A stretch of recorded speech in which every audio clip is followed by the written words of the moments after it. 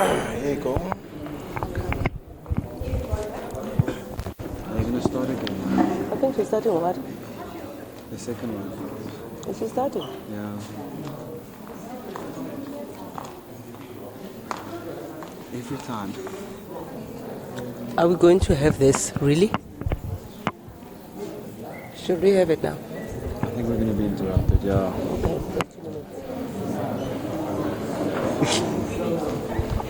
We'll try again. We'll try again. We'll try again, that's why. If we can settle down, then we can proceed with the rest of the program, please. We're going to go into a question and answering panel discussion, whatever you would like to call it. This is now your opportunity to ask those burning questions. We had our speakers and we didn't give opportunity immediately to ask questions. Remember, you can also just make a remark if you want. You don't have to have a question per se. We've got a roaming mic going around. So yes, let's go. Anybody that would like to? There's one behind you. Okay, good day. My name is Papa Mugua, Secretary of the Regional SRC Midlands. Firstly, I would like to appreciate the opportunity from UNISA management to invite us. And secondly, this one I pose it to Sol Blackie and the NCR. I don't see their student representatives here. I wish they could have given them the chance also. Because as students, we are academics and such issues affect us. Again, I want to pose my question to the first speaker. He has said a lot of things about the first, second, third, and fourth industrial. But I'm worried. As a girl child, grew up in a rural area. And my question is that, is South Africa really ready for the fourth industrial? Because I think even the first industrial is not yet completed. There are still a lot of people who still need basic needs like water. But here we are on the fourth industrial. So my concern is that, is fourth industrial here to empower our people or enrich the richest or increase the profits of the capitalists? That's my question and that's my worry. Thank you.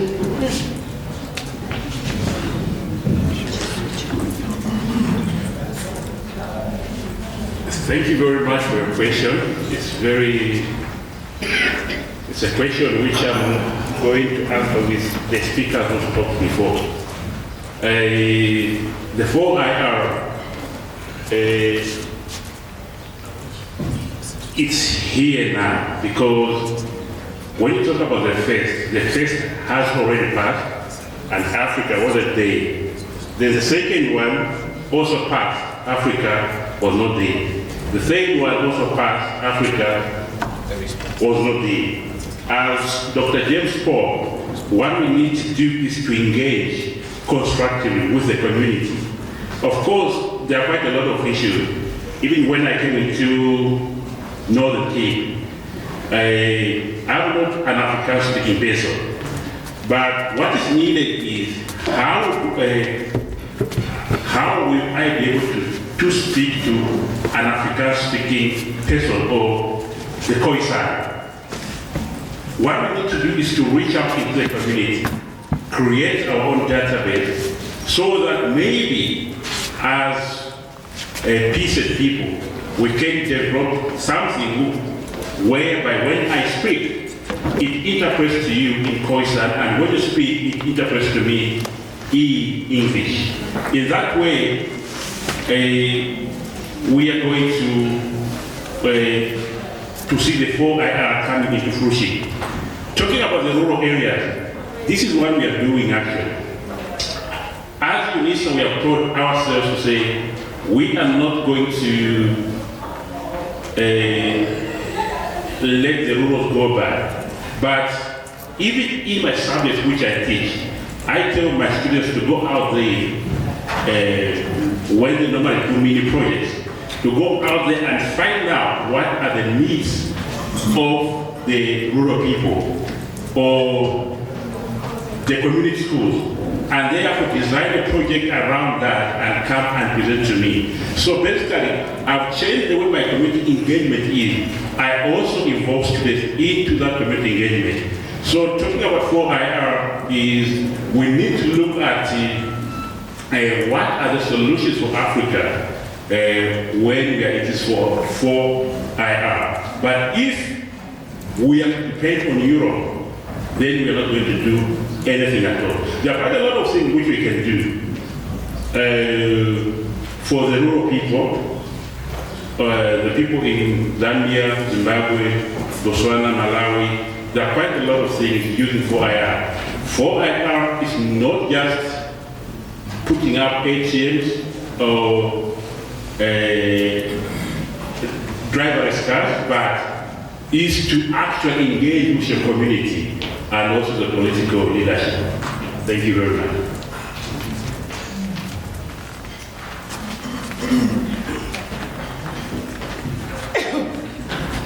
Before we take another question, may I ask that just because she's coming sit that we your answers through the, because with the live streaming they won't get the audio.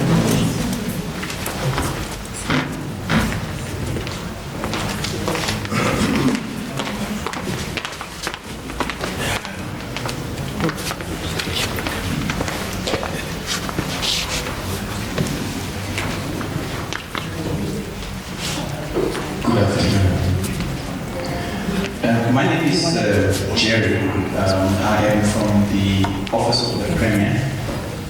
And first of all, I want to appreciate all the presentations. I think for some of us who are not really in this field, got to understand what this field is all about. And but I just want to ask one question, which is to Dr. Safadi.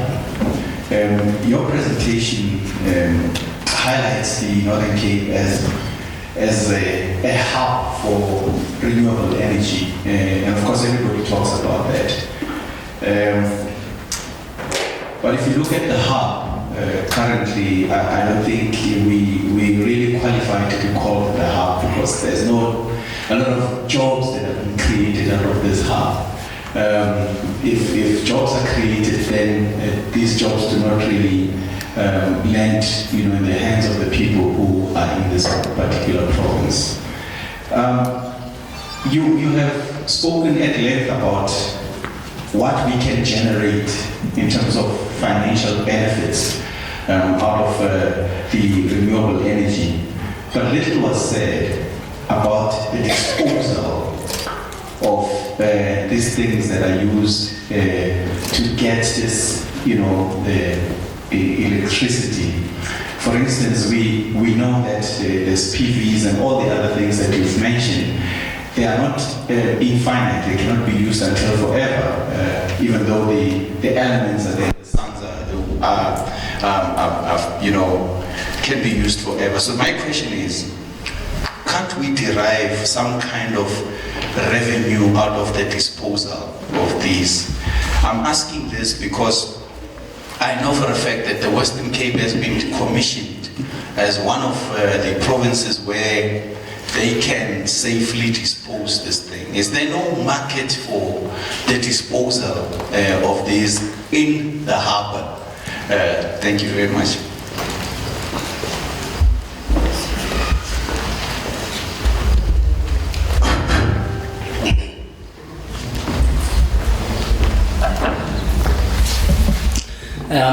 Thank you very much. I think we had two questions directed to me, very important questions. I'll start with the first question that was asked in relation to students from SPU, whether they were not invited. I must say that when you look at the organizing committee, they give us the platform to invite them, and of which we did. It's so unfortunate that this event coincides with the student elections. As you all know, that at the higher institution or at the higher university sector, every year there are elections, and I think they prefer to prioritize the elections because political battles, you know that everybody wants to be in the office come next year. So I think precisely that be the reason. But if you look at that in terms of the knowledge sharing and also information dissemination, we really would have loved them to be here, because as I was sitting here, I also felt that they really missed a lot. And I think this was the turning point, and this was the moment for them to also, we hold their hands and then we let them learn. But having said that, I think there are a couple of lessons learned, and in future would try and earmark these events so that they don't coincide. I think they were invited, it's just that because of the political sphere, they can't be here. Now, the second question relating to job creations and also the market disposal. I think it doesn't discredit the fact that when you look at broadly, that we have all these sources, but what has been lacking is what we spoke about quite lengthy, which we refer it as the more integrated and more innovative and creative ways in which we basically led the communities around the universities and also researchers to join hands together to advance these issues. But having said that, when you look at the market, really, Northern Cape has the great potential in terms of the renewable energy. The only biggest challenge that we've realized is the cost effective. Of course, the solar panels are very expensive. That's why so little you see in terms of the big organizations, in terms of the buildings where they have these solar panels. That's why one of the ways in which we really need to reduce the cost related to this is to look at other creative and means to really make it viable even for the community to also reap the benefits. But I think what you also relate to in terms of the job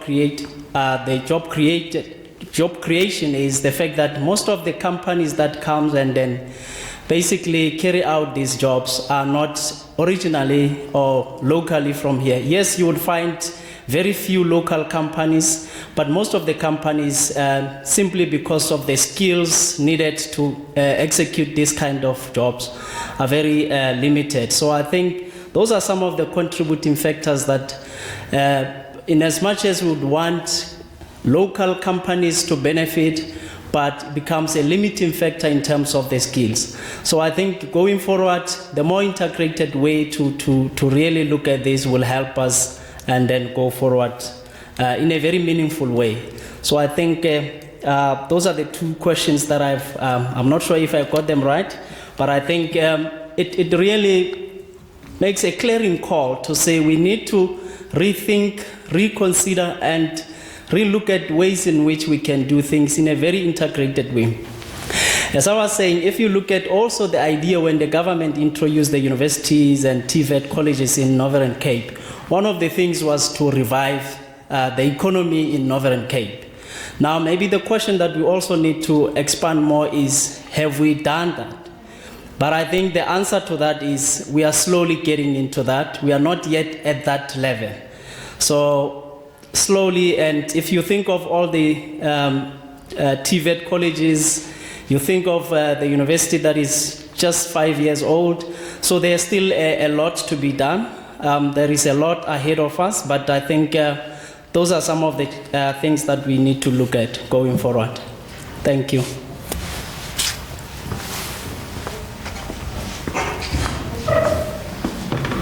Good afternoon. My name is Godfrey Funani Jesu.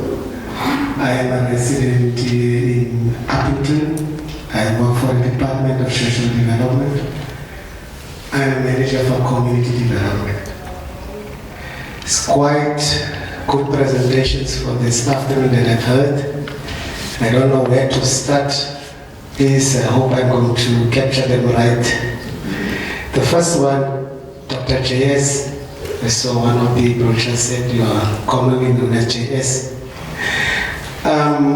is the impact of the renewable energies. I think one have to acknowledge that SPU is still a very young university, and maybe there's not a good research unit established thus far. But I think with regard to what we are facing in the Northern Cape is really to check in terms of the environmental health of the impact of renewable energies. Number one, you raise up various issues. And one of the issues, it might be a myth in our communities or maybe misconceptions, is the issue of the reflection and radiation of your solar panels to our communities.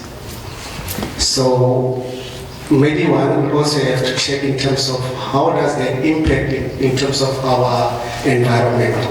There's also an understanding in the establishment of these panels, there are a lot of heat being given off and also affect the climate in terms of the rain and so on.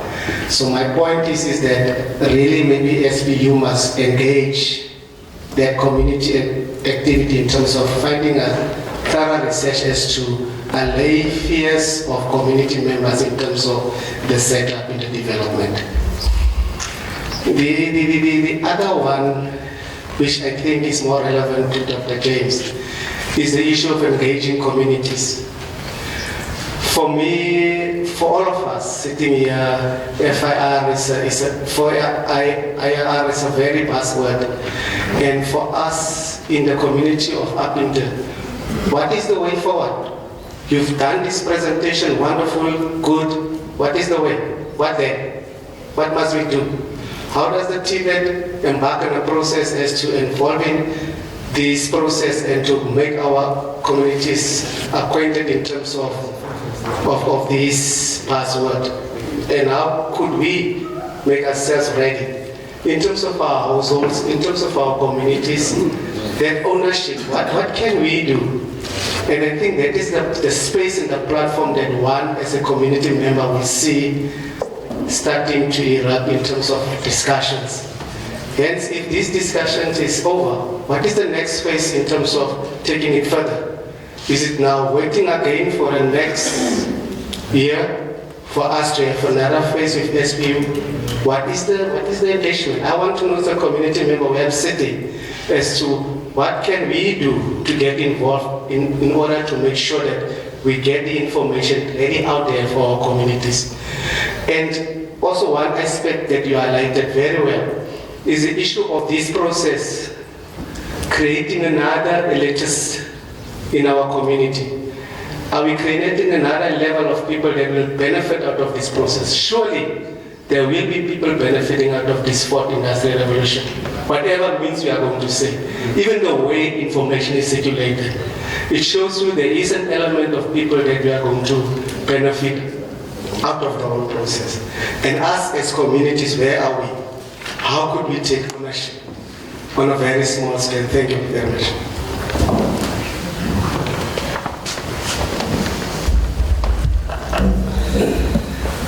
Yeah, that's very interesting.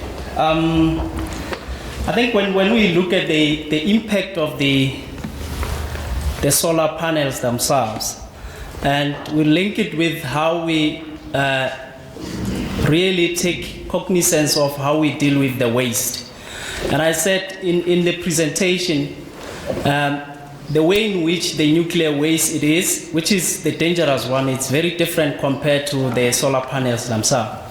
And the innovation behind us saying, let's look at the cheaper ways and also the more comprehensive approach in dealing with the waste as far as the solar panels is to really look at the more biodegradable kind of the material, but also at the same time, let it be the material that will also be conductive in giving out the output you are looking at. So if you think of the current solar panels we have, they are made up of the silicon, which in essence is a very reactive type of the component if you are looking at it. So one of the careful way and critical way of looking at it is to how you dispose it. But this one, it's much better in terms of managing compared to the nuclear waste. So that's why I said the dangerous one is the nuclear waste, because it can be in existence for 100 to million years. So anything can go wrong in between the number of years you are looking at. But with the solar panels, we are obviously looking at the creative way in which we are looking at the more plastic material which will be biodegradable, but at the same time you have the combination of the properties that will give you the same power conversion efficiency. And how we plan to engage with the community, obviously it's an ongoing process. It cannot be a one-night thing, and I'm glad that this event, it's the format of the event, it's so relevant in the sense that you have the commissions, we have to account to the community of Northern Cape, how going forward we are going to deal with this. But like I'm saying, the university is still new, but we are planning to have the intensive programs to interact better with the community. That's why the original idea of the university being in town, mainly to say, let it be open, so that it allows the better interaction in terms of the programs and then the problems and the challenges that needs to be addressed. So we are in that phase, but be assured that when we act as ambassadors and then pioneers of the university, we are not going to end today, that will be it. No. So we will still see a couple of interactions in terms of advancing these developments. And we are really cognizant of the fact that this is a big task and it is challenging. It needs all integrated efforts. Well, the way forward would simply not be a one-sided thing. It's, if you look at it, I would say it's a two-way type of the traffic, or a sort of a pyramid. Let me put it that way. Because you think of what community basically would benefit out of this. It's not only the financial sense, but also it's a knowledge generation, and also the interaction and how we plan that to revive and also improve the economic development. The institution and the community should work together to really advance the issues of the knowledge hub. It cannot be only the university, and surely it cannot only be the community. This is a must, sort of a must do for all of us in understanding and also advancing these issues. So I strongly believe that we need to have that more integrated kind of approach between the communities, between academics, between researchers, not only here, but also the sustainable collaboration with other universities that will also help. So the call is, we are more open to have such kind of platforms being created and networked. That's why earlier I mentioned that the institution is also part of the bilateral with other international and also other local universities to advance these issues, because these are the complex issues that not one researcher, not one academic, not one community can basically deal with. It needs a more comprehensive approach and more inclusive one for that matter, and that we will be able to really take it forward to that level. Thank you. Godfrey? Yes. Perhaps I should turn the question around and ask you, what is the next step? Where do we go from here? Because I dare not turn the Northern Cape into a mentee of Gauteng. It's a critical question which the Northern Cape now needs to ask. Effective development is going to take good quality thinking. I cannot prescribe where to without you. Neither do I want to prescribe where to in a way that is remote. We can partner in the where to. And also the Department of Social Development, key to communities of South Africa, key to the well-being of communities in South Africa, should actually be leading us in this regard. We should not talk about engaging with communities. We should reach a point where we are actually talking about engaged communities. Because even the concept of us engaging with communities still denotes the high end that we are taking and this patronizing tone. Essentially, we should, as a society, government, higher education, and all sectors of society be working together to improve agency. So communities themselves are engaged. And communities know how to access government, know how to access higher education, and those walls between start to go down. So in terms of the way to, I would suggest, and this is only a suggestion, not a prescription, that the Northern Cape applies its mind to the way to, and we would be more than happy to join in the collaboration of this thinking. Can I respond to some of this as well? Yes, you may. I just want to link up with a number of ideas. And you must now please excuse me if I'm using my prerogative as an academic to be bluntly honest. Over the past few days, there was an interesting discussion around the Afrikaans university that's being built by Solidarity. One of our colleagues from UNISA responded, and which I thought was a very interesting response. And he said that if we are willing to take responsibility and we are willing to contribute to the cause that we're seeking, there is a way. In essence, that was the message. He also was very clear that all the ideological sloganeering that we had over time didn't take us anywhere. Because the problem with a slogan and with an ideological statement is that it makes everyone very happy for the moment. But when you walk out of the door and you start thinking, you realize you've been fooled to the extreme. So that's the first point. The second point is, are we ready for the fourth industrial revolution? Of course not. Who's ever been ready for a revolution? And I spoke this morning about revolution and said, this is precisely what it is. It is totally unpredictable because of the pragmatic and idealistic nature of revolutions. But the point is, how do we deal with that situation? It is real, it is there. The only thing that can happen is that we can argue that we would like to allow this whole wave to continue across the world, and we are afraid that we're going to be touched by it and therefore we stay out of it. The moment that happens, you become totally dependent. Because the problem with a revolution is that it doesn't discriminate. It doesn't ask who should be included and who not. It includes. And it's the same thing with globalization.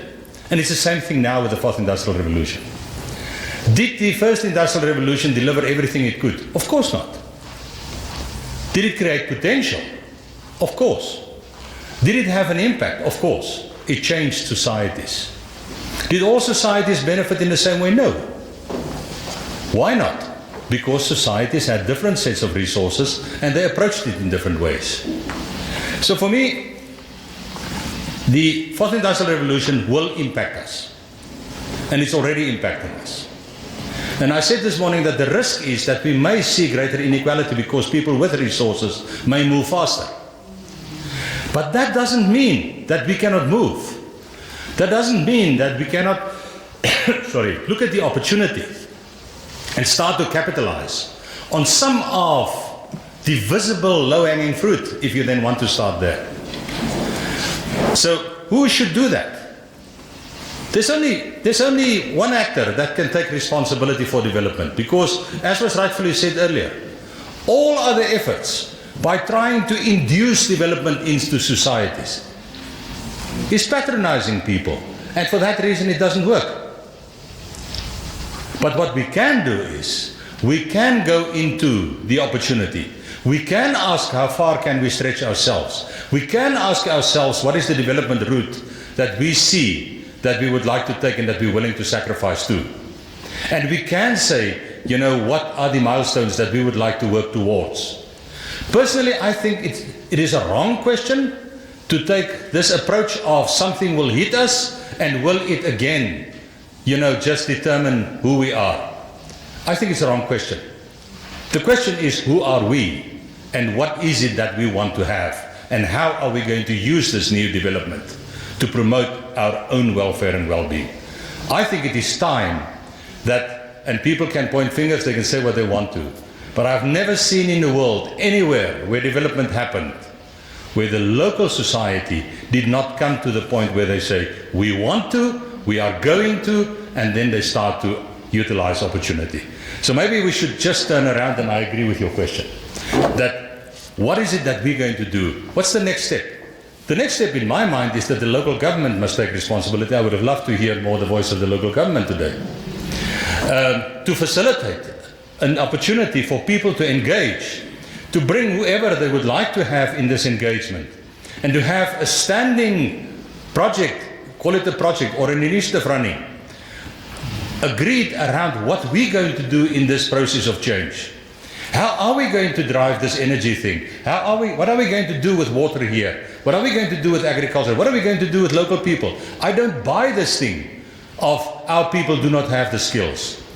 The reason for that is that we are too weak to negotiate benefits for ourselves when donors or investors come into the process.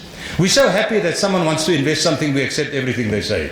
That's nonsense. We put ourselves in a dependency position. Why should we do that?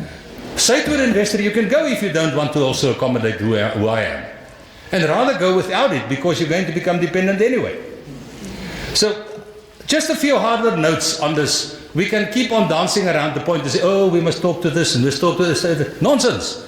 We must walk out of here today and walk into your office tomorrow morning and say, listen, all staff come and say, this is what happened yesterday. What are we doing? Go to the local government and say, listen, what's the next step? We want to see that this happens. We want to see a specific priority plan in terms of action for the next 5 years or 3 years or 2 months. And how is it going to happen? Who's going to resource it? Then bring the premier. I think that is the way it should happen. We have enough competency in this community to take leadership. Why should someone else be the leaders in the process? Why should someone else just not support your process? But a few ideas. Thank you, Prof.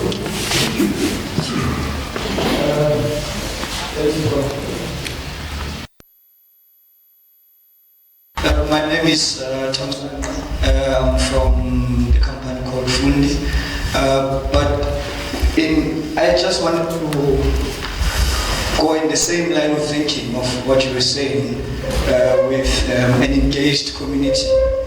I think earlier on the Premier partially made mention of what might be the challenge, because Northern Cape is developing qualified people, academics, but they have no interest to come back here.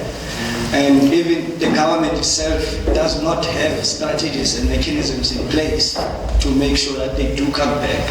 I think in other provinces where the government issues out bursaries, they have a strict policy to say, after you've graduated, you come back to us, you work in the same province for at least 3 to 4 years, and then you could go out. So I think that's what we need to start doing. We need to bring more capacitated people within the province. We see what it has, the potential and everything else, but we do not have those people, those relevant people with necessary skills to come and be able to help the province to develop. So I think that might be one of the challenges. And to further go to what you said, Prof, to say universities are slowly not becoming the center of knowledge. Even the National Development Plan speaks briefly about that, to say the NGOs need to be capacitated and also form part of being the center of knowledge. But in honest truth, our universities are too detached from the community. They still remain only open, and access is only open to those who have financial muscles, those who are considered as students or even employees. But universities do not go to our communities. They are not engaged with the universities, with our communities. And even the subjects, the qualifications that we do are slowly becoming irrelevant for the marketplace. Which brings me to the question that, Prof. Low, when would then, I understand you say we're not ready for the revolution, for the fourth industrial revolution, but when would be the right time to start introducing relevant qualifications and subjects in universities that will help push the fourth industrial revolution? Thank you. Let me just qualify myself saying we're not ready. We're not ready to meet the full consequence of the revolution, but we're ready to start. That is the point. So in other words, we're not lame, incompetent. We understand that there's an opportunity, so we should start getting involved and start to look at the opportunity and define ourselves into that space. So if I'm saying we're not ready, I'm saying we're not ready to use the full opportunity, but we're ready to start. And I think that is important. And I want to make a second statement. And again, throw me out if you want to. I want to ask the question, why should a graduate come back to the Northern Cape? What in the vision of the Northern Cape? What in terms of the opportunities that's being foreseen through projects? What in terms of this province, and again, I know it's in this province saying, I will get a fair interview to get into a job for which I'm qualified for. I will not walk into an environment where there's corruption. I will have a reasonable opportunity for promotion if I work hard in this province. Are we ready to answer those questions? In other words, if a graduate said, I went to university, I just spent R500,000 to complete the degree. Will I come and invest my R500,000 in this province? In other words, what is the environment that we create for people to say, I want to come here? And I've worked in the Northern Cape for a number of years. I have a reasonable understanding of the province. So the point for me is, if you want to attract people into an environment, you don't have to pay them money. You must just create an opportunity. And I'm not convinced that we define those opportunities well enough, and that we create a fair enough environment that people say, I'm willing to risk my R500,000 that I invested here. And this is where we should go. Your third question in terms of when is the right time? Now is the right time. The point is, at the current moment, and we had a work session yesterday with the CHE, at the current moment, it takes you 2 years to get a new qualification accredited and registered to enable you to start to offer it. That's too slow. We cannot have a situation where there's a new need and it takes you 2 years before you can start to advertise the qualification. Then it takes you a further 2 years before you got to 3 years before you got critical mass. Then you have a further 3-4 years before the first graduates come out. You're 8-9 years down the line now. Now, 8-9 years down the line, the first graduates go out. It takes them 2 years, 3 years to really adapt and become productive. Now we're heading for 12 years. You understand? It's a stupid system. It doesn't work. So for that reason, if we want to move with this whole process, we must become much sharper in short courses, non-formal education, that you certify people that in 3 months' time they can have a basic competency. And those competencies you build up in recognition for prior learning, that they can get benefits into a degree once they're ready to study. So we need to enable people much faster to get into industry. We need to enable people to respond much faster to opportunity. The Americans now say, we're beyond qualifications. We're looking at competencies. Come and tell us what you can do. I'm not interested in your paper. That is the difference. So in other words, we need to look at much more. And it's not that higher education do not have the opportunities. We must be much more aggressive with creating skill centers, with creating training that a person can say there's a need in a week's time, I should be able to start to deliver that. That is really responsiveness. And this is why I say, are we ready to use full consequence? No. Are we ready to start? Yes. It is just a matter, we must think outside this thing, what is this thing going to do to me? I must ask the question, what am I going to do with this thing? And then we must start to become aggressive around our development goals. So my sense is, I think we're making a lot of mistakes. We're part of our own problem, and we must get out of that cycle and start to conduct ourselves differently. And I'm ready to leave now if you want to.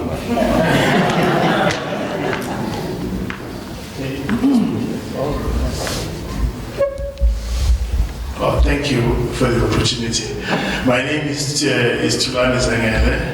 I'm a professor in the College of Education at UNISA, looking after the futures of close to 116,000 students.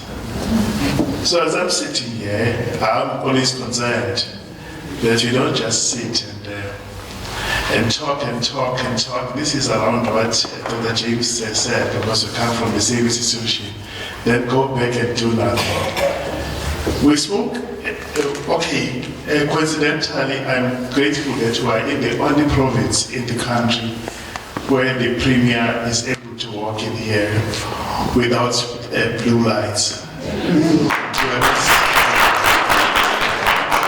Yes, so that's in the whole country. The country is gripped by fear, fear to do what is good. When the first citizen is surrounded by questions around how much was collected to get the first citizen to head the party in power, it becomes a problem when they talk about corruption. And when we see every day now, it's like a soap is seeing Justice Zondo, who is supposed to be fighting corruption, but getting a report, a recent report, that close to now $500 million in about a year has been used to fight corruption. It becomes laughable. When I look at Justice Zondo sometimes wearing the tie, same tie that is worn by the Stellenbosch mafia, my concern even increases. I come from a background whereby I occupy a position similar to Dr. Ndiso, where for the first time we are looking at the quality that we are giving our students. It is quite an area whereby when you want to act decisively, there are attempts to stop you. So I've reached a moment whereby I've said I'm going to adopt only 2 routes now, because there's one person who's serious about rooting it out. We've got people in wrong places who are supposed to drive transformation and prepare the country to be ready for IR. But most of those people are not the correct people in those positions. When we identify them, there are measures that are put in place to prevent us from working to remove them. So I've reached a time where I think in universities now, as someone said, academics are detached from society. Where, okay, by the way, I'm in a portfolio where I've got direct accountability to the National Students Representative Council. I've reached now a different route where I've said now, I'll just call the students and get the university to turn around, because the adults are too scared to get those who are afraid to transform universities. In 1976, I was in matric. We had to abandon everything to change the country to be what it is now. I think it will call for our students now, again, not us as adults, I'm just 5 years from retirement, but it should call our students now to transform universities and get rid of those people who don't want to work. Because as we speak now, we're sitting on a time bomb whereby we may lose the license to train teachers because some people did not do their work. So when the university acted on those people, there were some people who protect these people, who organize demonstrations against those who want to take action. So some of us are not prepared to have fingers pointed at, but we are just about to be told that we cannot produce the 55% of the teachers that are supposed to be producing salary because we are not doing justice. So what I'm saying, we must start where we should start, remove the fear to remove corruption.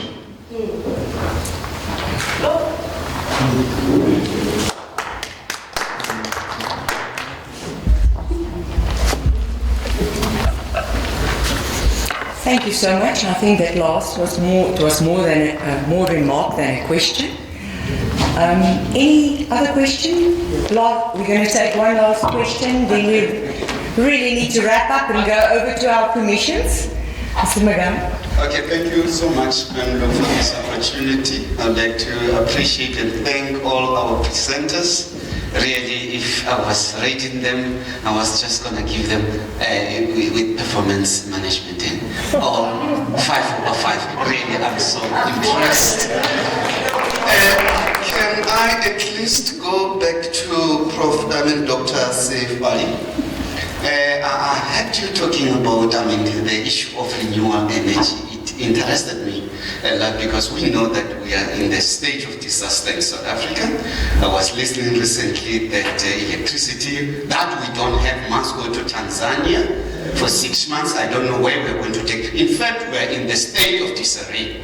No problem. I heard you talking about the thermal electricity, and you mentioned that it's mostly coming from volcanic countries and so on and so on.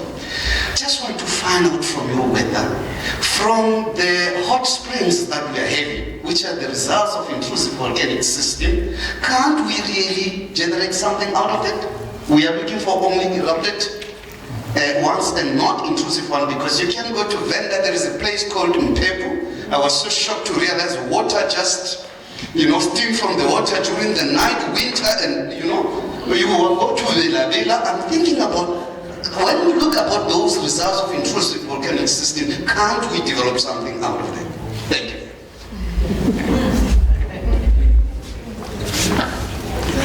This is a very fascinating question. I think you are referring to geothermal type of the energy. That's the one you derive from the heat, the springs, and then from the planet Earth.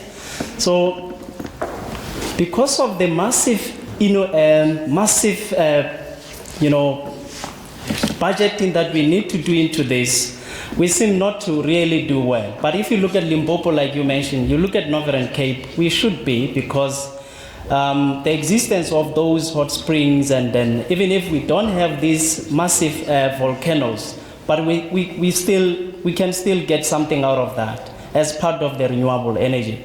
And I think it's safe to say, when you look at the chain of problems we are having, I think there is one arm that we don't really mention it, to say, if we go down to the the lower level, I think that's where we are not doing well. And I think if we can let it be embedded into our DNA, we grow with it, I think we can do better. The resources are there in Africa, in South Africa, in Northern Cape. They are here. We do have the resources. But the question is, are we really making use of those in a proper way? And the answer is, I might not give the right answer, but surely we are not doing so good. But the resources are there. So to that question, yes, we can basically, if we invest more into it, if we really critically and engage and then look at the creative ways in which we do that, we can. We can pull. The resources are there, but how we do it and how we go about it, it's another thing. I always think that It's always good to sit around the table, we brainstorm the issues. But it's about the mobilization of that knowledge after all. And then what do you do with it? Do we really disseminate it to all people so that we seem to sing the same song? At this stage, we don't seem to be singing the same song. So others singing on this side, others singing on this side. I really want to touch on the comment that Prof made. It's becoming, and that's where I said we are a problem to ourselves.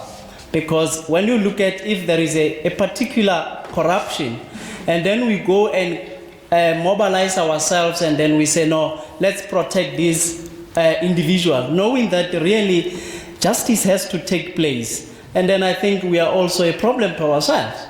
So I think it still says, looking at these holistic challenges we are facing, but are we really understanding the issues of the ethics when it comes to these things? And the answer, if it's no, then we'll continue to be in this disarray. Are we willing to live it? And we are going to suffer from the consequences, unfortunately. Thank you. Thank you so much. It comes back to that analytical, critical thinking. If you can do that, you will understand ethics and you will live ethics daily. And then you can be proud of who you are and with what you do. And it will be portrayed in your daily activities. I'm going to call on Mr. Kurumbi. That's going to, we said the whole, Dr. James quoted the song, "Make the circle bigger." We're now going to make the circle smaller, and we're going to go into commissions. Good afternoon. Come. There is just a thought here. If you can go with me and we agree, maybe we may just change a little bit of our program. Seeing that it's close to 3:30 and we wanted to have the innovation people doing an activity. If we give them an hour to do an activity, the day is done. Therefore, we may need to do the commissions tomorrow. If we break into commissions today, we are going to have only 1 hour of commissions and come back. In fact, less than an hour, because by 4 o'clock we should be back here so that the innovation people can come. Can we agree that we will all come back tomorrow 8 o'clock until 9 o'clock and then we do the commissions, and now we call on the innovation people to do their innovation display? Is that acceptable? Okay, that was not difficult. Can we do like this, the ECD groups? Pinky promise on this. We can't, we need you back. Please don't say you come back and do. Okay. We need you here tomorrow. We need something like 3 to 5 minutes for them to set up the desks here. They're going to put a desk here. They're going to do demonstration. Just, if you want to stretch your legs, 5 minutes, please.